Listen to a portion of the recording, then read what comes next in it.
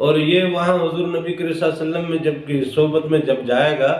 تو حضور نبی کریم صلی اللہ علیہ وسلم کی صحبت میں آپ کا سراپا بن کے وہاں جا کے بیٹھے گا، وہاں جا کے فیض لے گا، وہاں جا کے تعلیمات لے گا۔ یہ جب لطائف بیدار ہوتے ہیں نا تو سینے میں دھڑکنیں بھی بیدار ہونا شروع ہو جاتی ہیں۔ اب جب قلب بیدار ہوتا ہے تو یہاں پہ ایک عجیب سی جناب دھڑکن شروع ہو جاتی ہے۔ اب جو دھڑکن ہے اس کا آپ کو احساس نہیں ہوتا نا، لیکن پھر اس کے بعد باقاعدہ دھڑکن کا احساس ہوگا، یہاں پہ باقاعدہ دھک دھک کی، اگر کوئی قریب بیٹھے گا تو وہ بھی دھڑکن کی آواز سنے گا۔ اسی طرح لطیفہ روح جب بیدار ہوگا، روح بیدار ہوگا تو یہاں بھی ایک دھڑکن پھر شروع ہو جائے گی۔ اس طرح پورے سینے میں آپ کی دھڑکنیں شروع ہو جاتی ہیں، یہاں تک کہ پورا سینہ آپ کا باقاعدہ بجنے لگ جاتا ہے۔ اور جب قلب بیدار ہوتا ہے تو یہ پرواز کر کے حضرت آدم علیہ السلام کی محفل میں جاتا ہے نا، وہاں سے حضرت آدم علیہ السلام سے اس کا علم اور اس کا فیض لینا شروع کر دیتا ہے۔ تو جب وہاں جاتا ہے تو وہ مکمل ایک سراپا بن کے جاتا ہے نا، جیسے آپ کی صورت ہے، شکل ہے، آپ جیسے ہو بالکل یہی اسی صورت میں وہ حضرت آدم علیہ السلام کی صحبت میں جا کے بیٹھتا ہے۔ تو جب یہی مکمل آپ کے جیسا سراپا لے کے جب بیٹھتا ہے تو پھر اس کے اپنے ساتھ لطائف ہوتے ہیں نا۔ اسی طرح روح جب حضرت ابراہیم علیہ السلام کی محفل میں جا کے وہاں سے تعلیمات لیتا ہے اور وہاں سے حضرت ابراہیم علیہ السلام سے جب فیض لیتا ہے تو یہ بھی وہاں جا کے مکمل آپ کا سراپا بن کے وہاں جا کے بیٹھتا ہے، تو اس کے اپنے ساتھ لطائف ہوتے ہیں۔ اسی طرح لطیفہ سری ہے، سری کا اپنا جناب ان کے اپنے پھر ساتھ ساتھ لطائف ہیں، خفی کے اپنے ساتھ ساتھ لطائف ہیں، پھر یہ اخفا کے اپنے لطائف ہیں۔ یہ اخفا جب بیدار ہوتا ہے تو یہاں سے آپ کی ایک نئی دھڑکن شروع ہوگی، اور یہ وہاں حضور نبی کریم صلی اللہ علیہ وسلم میں جب کی صحبت میں جب جائے گا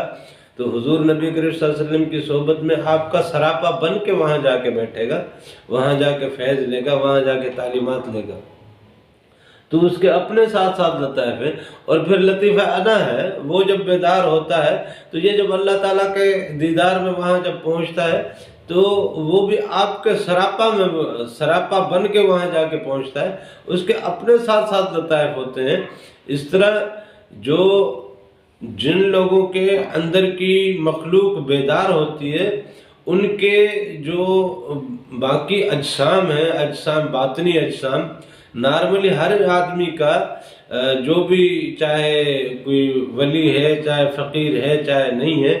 تو اس کے ویسے تو دو جسم ہیں۔ ایک تو یہ ہے جو جس کو آپ خود دیکھ رہے ہو یا لوگ جس کو دیکھ رہے ہیں، ایک باطنی جسم ہے جسے عام طور پہ وہ چلہ کاٹنے والے یا عملیات والے کہتے ہیں ہمزاد ہے۔ تو وہ اس کا بھی ایک عمل بتاتے ہیں، اس سے آپ کا ہمزاد جو ہے وہ بیدار ہو جاتا ہے، پھر آپ اپنے ہمزاد سے جو کام کرانا چاہیں وہ کام کرا سکتے ہیں۔ وہ دنیا داری میں آپ کا وہ جسم تو ہے، اب وہ بیسیکلی آپ کا نفس ہے، وہ جو ہمزاد ہے وہ آپ کا نفس ہے۔ اس کو آپ جب بیدار کر کے اپنے سامنے لا کے بٹھاتے ہیں تو وہ آ جاتا ہے، سامنے آ کے بیٹھتا بھی ہے، آپ اس سے جو کام کہنا چاہیں وہ آپ کا کام بھی کرتا ہے۔ تو اس طرح وہ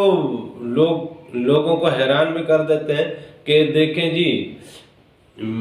بندہ یہاں بھی تھا وہاں بھی تھا، یہاں بھی تھا وہاں بھی تھا، یہ ایسے کیسے ممکن ہوگا؟ یعنی کوئی اللہ کا پہنچا ہوا بندہ ہے؟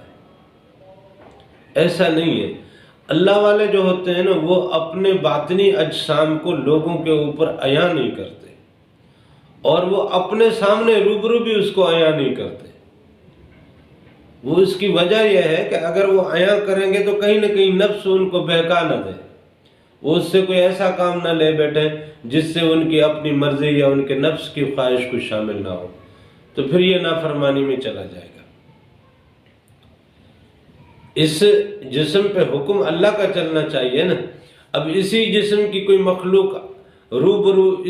بہو اسی کا سراپا بن کے سامنے آئے گی تو آپ جب اس کو حکم کہیں گے تو وہ پھر آپ کا حکم ماننے لگ جائے گی۔ اللہ کا حکم چھوڑ کے آپ کا حکم جو چیز مانے گی تو اس کا مطلب وہ پھر غیر اللہ کے حکم میں چلی گئی نا۔ اور غیر اللہ کے حکم میں چلا جانا تو یہ تو پھر سراسر گھاٹے کا سودا ہے۔ لہٰذا یہ تمام مخلوقات جب بیدار ہوتی ہیں تو ان کے ساتھ ساتھ ان کے اپنے لطائف بھی پھر بیدار ہوتے ہیں، اور یہ جب وہاں پرواز کرتی ہیں تو یہ باقاعدہ سراپا بن کے وہاں پرواز کرتی ہیں۔ جنگ بدر میں فضائے بدر پیدا کر فرشتے تیری نصرت کو اتر سکتے ہیں گردوں سے قطار اندر قطار اب بھی، تو علامہ اقبال نے ایسا تو نہیں کہا کہ وہ جو فرشتے اترتے ہیں تو فرشتے کیا اترتے ہیں، آپ کی اپنی مخلوق جو ہے وہ پھر آنا شروع ہو جاتی ہے۔ آپ کا دل ذکر میں ہے، آپ کی روح ذکر میں ہے، آپ کے باقی لطائف ذکر میں ہے، اور وہاں اس محفل میں موجود ہیں، اپنی اپنی دنیا میں موجود ہیں۔ تو جب آپ کے اوپر کٹھن وقت آتا ہے تو آپ کے تمام لطائف وہاں سے پرواز کر کے واپس جب نیچے آتے ہیں تو لوگ کہتے ہیں پتہ نہیں کوئی اور مخلوق آسمان سے اتر رہی ہے۔ فرشتے بھی اترتے ہیں، اس میں کوئی شک نہیں ہے۔ اللہ تعالیٰ نے فرمایا کہ میں ان کی مدد میں فرشتے بھیجتا ہوں، وہ بھی اترتے ہیں، لیکن آپ کی اپنی مخلوقات، ایک اللہ والا فقیر درویش آدمی، وہ جو کچھ کھاتا نہیں کچھ پیتا نہیں ہے، صحابہ کرام کی غربت کا اندازہ آپ کو بھی ہے، وہ جب جنگ بدر میں، جنگ احد میں، جنگ خندق میں اور دوسرے غزوات میں اور جنگوں میں وہ جب اترے ہیں تو کفار کے لشکروں کے لشکر ادھیڑ کے رکھ دیے انہوں نے، تو آخر ایسی کیا چیز تھی؟ مطلب وہ نورانی رزق سے وہ اپنی غذائی قلتیں پوری ہو رہی تھی انہوں نے کہ جسم کی، ظاہری طور پہ تو روٹی نہیں مل رہی، کوئی کھانے پینے کی چیز نہیں مل رہی، لیکن باطنی طور پہ ان کو تمام تر چیزیں مل رہی ہیں نا۔ جب نفس اپنے اس دنیا میں سے غذا ڈھونڈ کے کھاتا ہے تو وہ غذا ہضم ہونے کے بعد ایک گندگی اور فضلہ بن کے نکل جاتی ہے، لیکن جب یہ لطائف بیدار ہوتے ہیں اور یہ جب نورانی غذائیں لیتے ہیں تو وہ غذا لینے کے بعد وہ جب ہضم ہوتی ہے تو اور طاقت پکڑتی ہے، اور طاقت پرواز پکڑتی ہے، اور زیادہ نورانیت پکڑتی ہے، ذکر میں اور شدت آنے لگتی ہے، عشق میں اور زیادہ شدت آنے لگتی ہے، محبت میں اور زیادہ شدت آنے لگتی ہے۔ پھر آپ کا دل نمازوں میں، روزوں میں، اور آپ کا دل ذکر میں پھر گم رہنے لگتا ہے، پھر دنیا سے آپ کی رغبت آہستہ آہستہ اٹھنے لگ جاتی ہے۔ جس طرح آپ کی شدت اوپر کی دنیا سے بڑھتی جائے گی تو اس دنیا سے آپ کی رغبت گھٹتی جائے گی۔ یہی اصل فلسفہ ہے، یہی اصل طریقہ ہے۔ بس اللہ تعالیٰ سے دعا ہے کہ ہمیں اپنے اندر کی مخلوق کو بیدار کرنے کی توفیق عطا فرمائے اور اپنے ذکر کی دولت نصیب کرے، اپنے اور اپنے حبیب کے عشق کی دولت نصیب کرے۔